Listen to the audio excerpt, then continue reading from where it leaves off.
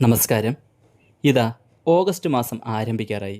July അവസാനിച്ച് ഓഗസ്റ്റിന് തുടക്കമിടുമ്പോൾ അതുവഴി രാജയോഗ സമാനമായ ചില ഭാഗ്യങ്ങളാണ് ചില നക്ഷത്രക്കാരെ കാത്തിരിക്കുന്നത്. ഇനി ഇവർക്ക് ജീവിതത്തിൽ കഴിഞ്ഞുപോയ ദുഃഖങ്ങളെ ഓർത്ത് തിരിഞ്ഞു നോക്കേണ്ടി വരില്ല എന്ന് തന്നെ പറയാം.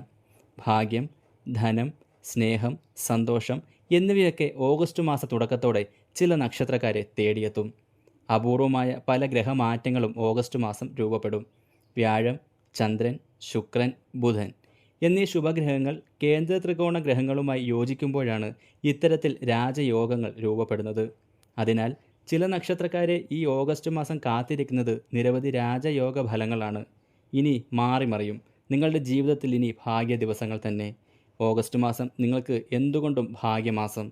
എല്ലാവരും ശിവോഹം എന്നൊന്ന് കമൻറ്റ് രേഖപ്പെടുത്താൻ മറക്കരുത്.